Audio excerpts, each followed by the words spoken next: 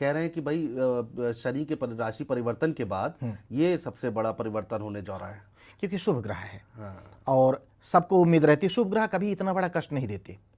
बृहस्पति जो है, आपका टीचर आपसे नाराज होगा ना, तो वो आपको आपकी मतलब ऐसी कोई अटैक नहीं करेगा कि आपके जीवन पर संकट आए, वो बहुत करेगा कि इसको हटा दो, मैं इसको पढ़ाऊंगा नहीं, है ना। तो ये बृहस्पति अगर दंड भी देता है तो चुपचाप गुम चोट, जैसे किसी को चोट आमतौर पर मंगल वगैरह लगवाते हैं, लेकिन अगर बृहस्पति ने लगवाया है तो गुम चोट जो दिखेगी नहीं, लेकिन अंदर एक टीस सी रहेगी। तो बृहस्पति वो चीजें हैं जो चुपचाप कुछ नुकसान कर देंगे अगर आप उनके विरुद्ध जाएंगे। करते नहीं लेकिन हो जाता है, आपको दिखा नहीं सकेंगे, कोई साबित नहीं कर सकेंगे कि हमको तकलीफ बृहस्पति दे रहे हैं। इसीलिए समझदार बड़े ज्ञानी लोगों से दुश्मनी नहीं लेनी चाहिए। उनकी मार सामने वाले को दिखती नहीं है पर पड़ती जरूर है। ठीक है, मेष राशि से शुरू करते हैं जी। मेष राशि वालों के लिए कैसा ये अगला एक साल रहने वाला है जी। अब क्योंकि मेष राशि में ये 9th लॉर्ड यानी भाग्य स्थान का स्वामी, 12th लॉर्ड यानी व्यय स्थान का स्वामी है, और ये इनके तीसरे भाव में जा रहा है। तीसरे भाव में बृहस्पति के गोचर को बहुत अच्छा नहीं माना गया है। मेष राशि से पहले ये बता दूं कि बृहस्पति के गोचर को दूसरे, 5वें, 7वें, 9वें और 11वें भाव में अच्छा माना गया है, यानी 5 भावों में अच्छा माना गया है, बाकी में अच्छा नहीं माना गया है। तो 12 में से सिर्फ 5 राशियों के लिए ही अनुकूल रहेगा, बाकी राशियों के लिए मिले जुले औसत या कमजोर दे सकता है। क्या परिणाम देगा इसकी बात करेंगे। तो बृहस्पति का जो है पड़ोसियों के साथ सामंजस्य थोड़ा सा कम हो सकता है। मेष राशि वालों का उन्हें बिठाकर चलने की जरूरत रहेगी। शासन प्रशासन से जुड़े हुए व्यक्तियों से विवाद नहीं करना है, तालमेल बिठाकर चलना है।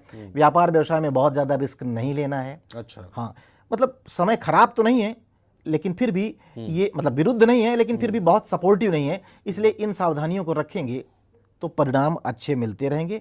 उपाय कि इन्हें क्या करना चाहिए, देखिए माँ दुर्गा की पूजा अर्चना कर लें और समय समय पर कन्याओं का पूजन भी करते रहें। संभव हो तो प्रत्येक तीसरे महीने कन्या पूजन करें, उनका आशीर्वाद लें। उनकी कृपा से जिस नकारात्मकता की बात मैं कर रहा हूं वो भी नहीं आएगी। साथ ही कर्म करना है, बड़े बुजुर्गों का सम्मान करना है, ये कॉमन उपाय सबके लिए है जी। ठीक है, वृषभ राशि। वृषभ राशि इनके 8वें और 11वें भाव का स्वामी है, दूसरे भाव में जा रहा है। इनके लिए बृहस्पति की पोजीशन बहुत अच्छी है।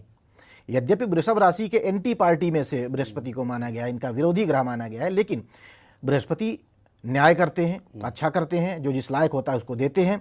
तो इनके 2nd हाउस में जा रहे हैं, इनको धन धान्य की वृद्धि करवाएंगे, पारिवारिक सपोर्ट अच्छा होगा, परिजनों के साथ तालमेल और अच्छे होंगे। विवाह की उम्र हो चुकी है तो विवाह हो सकता है। संतान इत्यादि से संबंधित बातें आगे बढ़ सकती हैं। परिजनों की संख्या में वृद्धि होगी और जो है दान परोपकार में भी इंटरेस्ट इनका बढ़ सकता है।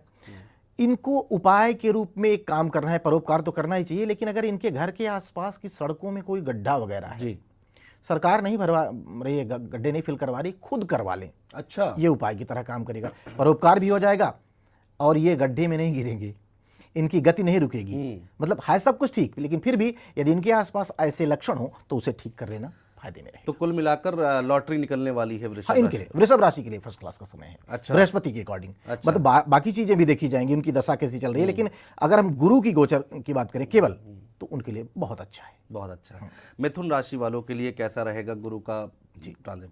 देखिए मिथुन राशि की कुंडली में जो है ये पहले भाव में आ रहे हैं। इसके पहले ये द्वादश में थे, तो पहले की तुलना में तो समय बेहतर हो रहा है, इसमें कोई दो राय नहीं। लेकिन फिर भी पहले भाव में बृहस्पति के गोचर को बहुत अच्छा नहीं माना गया है, लिहाजा अपने आप को बहुत समझदार मानने की गलतफहमी ना पालें। अच्छा, क्योंकि लग्न पर आया है पहले भाव में, तो व्यक्ति को लग सकता है कि मेरे पास अब बहुत अनुभव आ गया है। ओवर स्मार्ट ना बने। हाँ, ओवर स्मार्ट ना बने, जो एक्सपर्ट हैं उनकी एडवाइस लेते रहें तो सब कुछ अच्छा रहेगा। संभव हो तो व्यापार व्यवसाय या बहुत सारी चीज़ों में नए तरीके से रिस्क ना लें। यद्यपि जिनकी उम्र प्रेम संबंध डेवलप होने की हो गई या सगाई करने की हो गई, उनके लिए ये फायदा भी दे सकता है, यानी शादी सगाई प्रेम संबंधों में अनुकूल परिणाम भी दे सकता है। लेकिन ओवर स्मार्ट बनने से बचेंगे तो नकारात्मकता का सामना नहीं करना पड़ेगा। तुलना करें तो पिछले गोचर की तुलना में इस बार का ये गोचर है, अगले 1 साल बढ़िया रिजल्ट देगा। बढ़िया रिजल्ट देगा जी। तो उपाय, गाय की सेवा करें। अगर कहीं गाय नहीं मिलती है तो जरूरतमंद लोगों की, जो सच में नीडी पीपल हैं, उनकी हेल्प जरूर किया करें। अच्छा, गाय की सेवा करनी है इनको। तो वृषभ और मिथुन राशि ठीक है, मतलब इनके लिए अच्छा है। वृषभ का बहुत अच्छा है, मिथुन के लिए अब एवरेज कह सकते हैं। ठीक है, कर्क राशि पर आ जाते हैं सर। जी, इनके 6ठे और 9वें भाव का स्वामी है, द्वादश भाव में ये जा रहा है। द्वादश भाव खर्चे का भाव होता है। तो आर्थिक मामलों में अब सावधानी पूर्वक निर्णय लेने की जरूरत रहने वाली है। स्वास्थ्य का भी ख्याल रखना है और संतान इत्यादि से संबंधित मामलों में जागरूक रहना है। मान लीजिए किसी की संतान आजकल कम सुन रही है तो आर्गुमेंट ना करें, दुश्मनी ना पालें, थोड़ा शांत रहें, धीरे धीरे समझ जाएगी। और कोई ऐसा काम ना करें जहां कोई आप पर झूठा आरोप लगा सके। और कर्क राशि वाले लोगों के लिए उपाय की बात करें तो पीपल की जड़ों पर जल चढ़ाना इनके लिए उपाय की तरह काम करेगा। वैसे भी पीपल को भी हमारे यहाँ पूजनीय माना गया है, गुरुतुल्य माना गया है, तो उसकी जड़ों को सिंचित करना इनके लिए उपाय। लेकिन पैसा खर्च होगा कर्क राशि वालों का। स्वाभाविक है कि पैसा खर्च होने के योग बन रहे हैं, उसे आप समझदारी, क्योंकि बृहस्पति मैनेजमेंट है, वो कहता है मैनेजमेंट के अनुसार काम करिए, व्यवस्था के अनुसार काम करिए, हम आपकी मदद करेंगे।